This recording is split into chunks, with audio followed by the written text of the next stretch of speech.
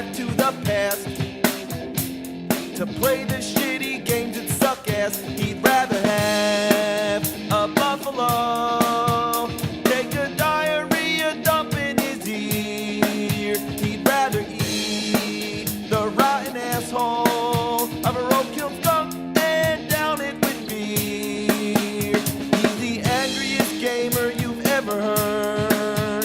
He's the angry Nintendo nerd. He's the angry Atari Sega nerd. He's the angry video game nerd.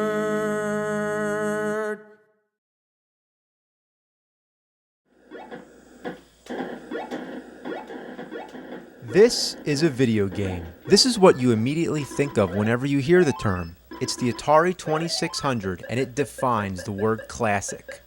Even though the games are so simple and the graphics so primitive, it has a charm that will never be matched. The objects and characters just barely represent what they're supposed to be, but that's the whole beauty of it, that you have to use your imagination. The sound effects? Just awesome. And the lack of music just enhances the mood. It's that special kind of atmosphere when it's in the middle of the night and you're sitting in the glow of your TV with the sound of crickets. The Atari had the longest lifespan of any home video game system, and when people say Atari, they're usually referring to the 2600. But in between its existence, Atari made other systems which came and went, and one of these was the Atari 5200. It was meant to replace the 2600, although ironically, it failed and faded away while the 2600 lived on. Why don't many people remember this, and why did it die off so quick? Because it's a pile of fucking shit. Why? Well, just look at it. Look at how huge this beast is. It's ginormous. And why is there a door on it? Is this a video game console or a fucking closet? Even the AC adapter weighs 1,000,000 tons. So, I'm gonna plug this son of a bitch in here. There we go. Get all this shit out of the way.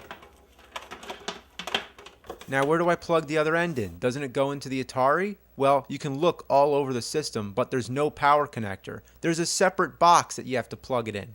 Now, seriously, have you ever seen one of these? Other than the Atari 5200, I haven't. So, you plug this bastard in, and then there's this one wire coming out of the system, so you plug that into the box. Whoa, did you see that? That can't be good. Look, sparks. No joke. So anyway, the AC adapter and TV actually share the same wire. So I don't know what they were thinking. I mean, maybe they were thinking it'd be more convenient to have less wires running across your floor, but they knew that they fucked up because later they re-released the Atari 5200 with the traditional 2 separate wires instead of just, this thing. But that one had 2 controller ports instead of 4, I think. Now, we want to hook this thing up to that TV, but it's not going to be easy. I mean, just look at all these games, and every one of them has their own AC adapter and RCA cables, or those weird box things, all going into the same TV.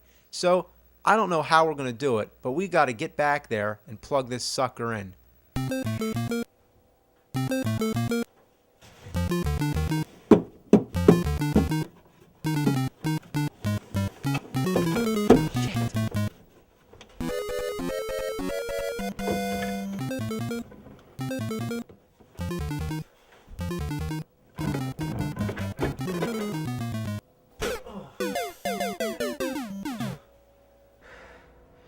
That TV is just out of the question. It's a little too busy back there, but that's okay because I believe the only true way to play Atari is on an old piece of shit like that.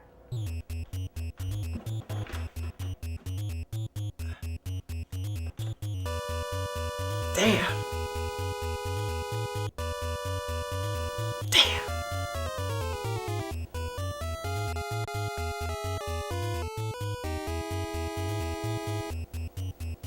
Damn!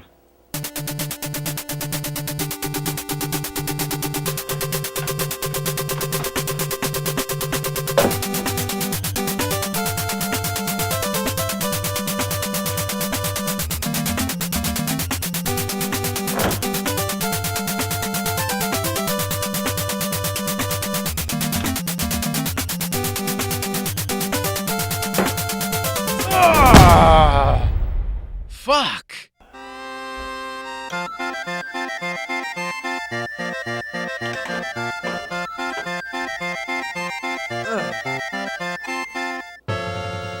Son of a bitch.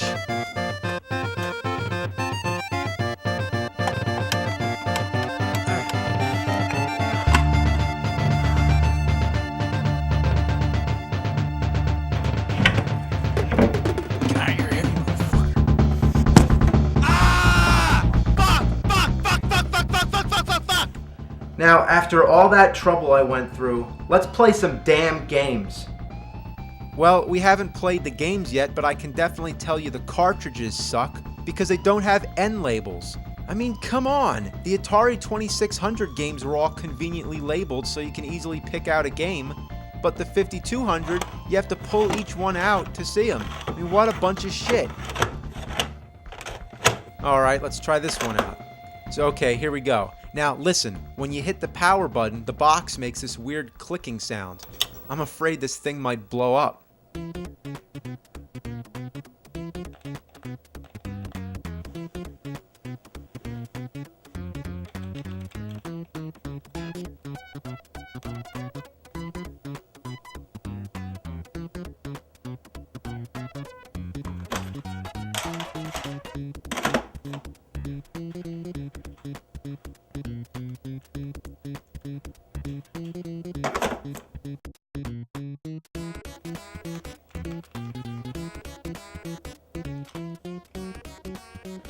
This controller is a piece of shit.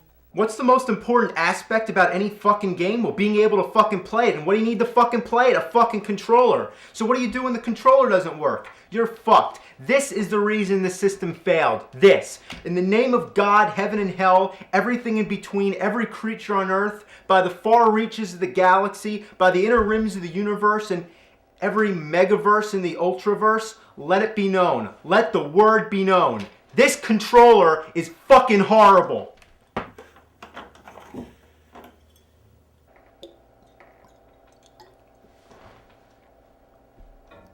Well, tell you the truth, it is true that the controllers were notorious for malfunction, but they were pretty innovative for their time. For one thing, they're analog, so they're capable of more sensitive movement. They also have a pause button, which, believe it or not, was a new thing back then. Also, there's these two buttons on each side, which I think was a bit excessive for these type of games. Then there's all these numeric buttons. Like, what the shit is this? Is this thing a phone? Like, what is all this for? Is it like talking to intergalactic space aliens, or flying fuckernauts or astro bastards? Now there's another one, the trackball controller, but it's an ungodly abomination that begs for apocalypse.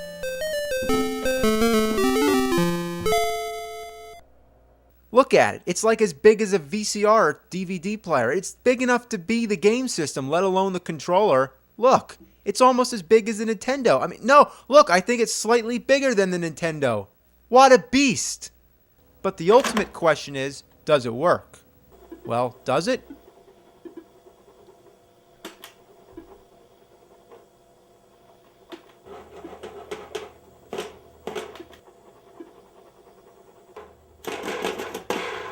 No, it doesn't.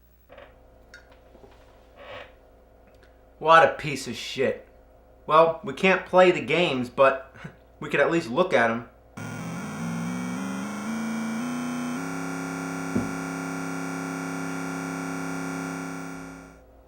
We don't have to stand for this shit. There exist alternatives. Did you know that you can plug a Sega Genesis controller into an Atari 2600 and it'll work? See, that's the interesting thing about Atari. You can find all kinds of different stuff that's compatible. As for the 5200, there exists third-party controllers made for the reason of replacing the shitty controller that the system came with. So, let's take a trip into the cyber world known as the internet and take a look. There we go.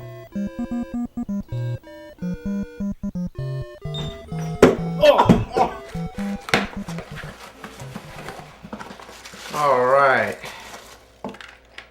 Okay, let's play this bitch.